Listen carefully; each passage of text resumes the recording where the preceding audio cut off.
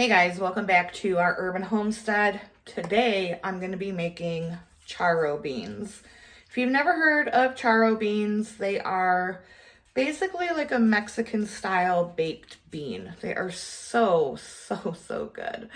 And it's really cold here today. I think like our high is only going to be 50 degrees. I'm making puffy tacos and rice for dinner. And I thought there would be nothing better than to have a big old pot of charro beans to have on the side. So I hope you enjoy this recipe. Let's get started. So I've got this pot of pinto beans. These were soaked overnight. I have drained the water off, gave them a rinse. They're back in the pot. I've got an onion. So I've just covered it with water by like maybe a half an inch. Chicken stock in there. You can do it with all chicken stock if you want, but I'm not doing that.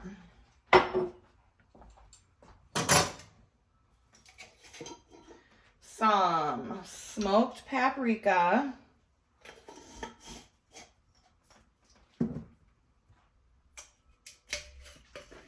Gonna do a little onion powder,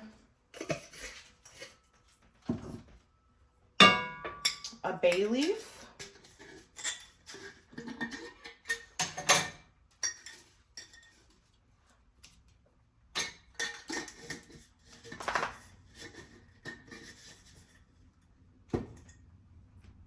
a little oregano,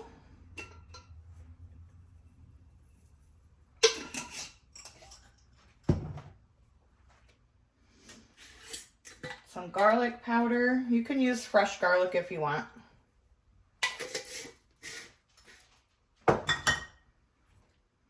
Cumin.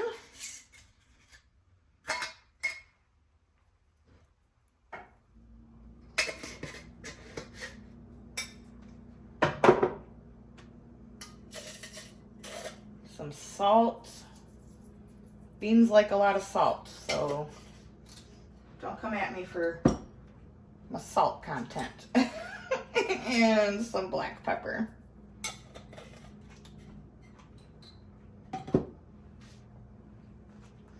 I also have some roasted jalapenos.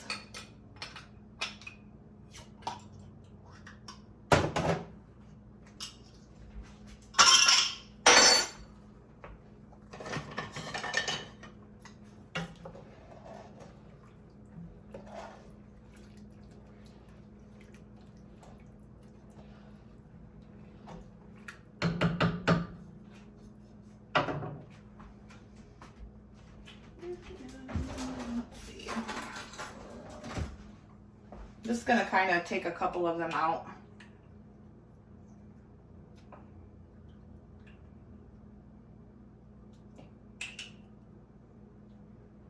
Do as, many or as little as you like.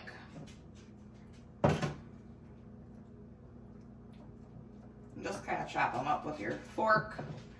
Or if you want to go the extra mile and give them a nice cut, you go right ahead. You could also use fresh jalapenos if you have them, or any kind of hot pepper that you like. Or if you don't like hot peppers, don't use them. All right, I'm gonna slide this to the back before I turn it on because we have to fry up some chorizo and some bacon. All right, got some smoked bacon in the pan, and then this is the chorizo that I use.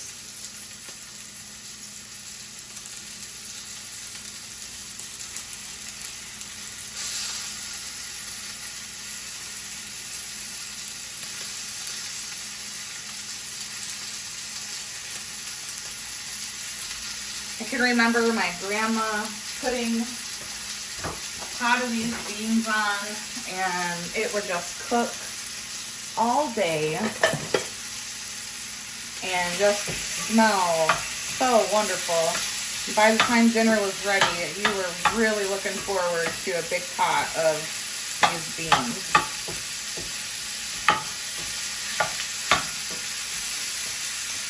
So you can also use ham.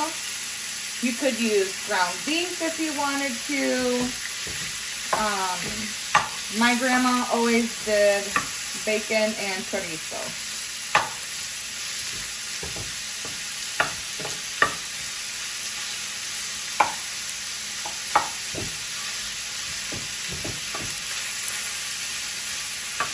Okay, I'm just gonna saute this all up until the bacon's nice and crispy and the chorizo has cooked and broken down.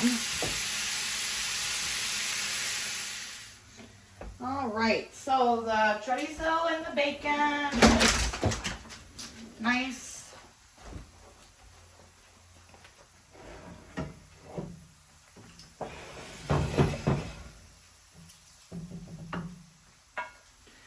All of that into the pot.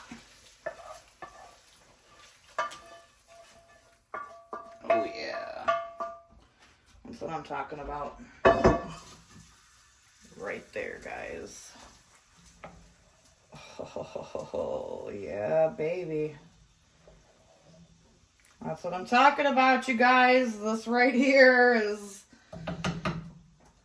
making me excited for dinner. All right, so I'm going to turn this up to a boil. Turn it down to a simmer. I'm going to cover it with the lid and let this sucker go for about 3 hours. Friends, it's the next day. I don't know what happened. I probably didn't push the button correctly to start recording. To show you the finished product of the beans, but I'm getting ready to can up these leftovers because there's no way we're gonna go through all of them, and I make extra on purpose. Well, sometimes not.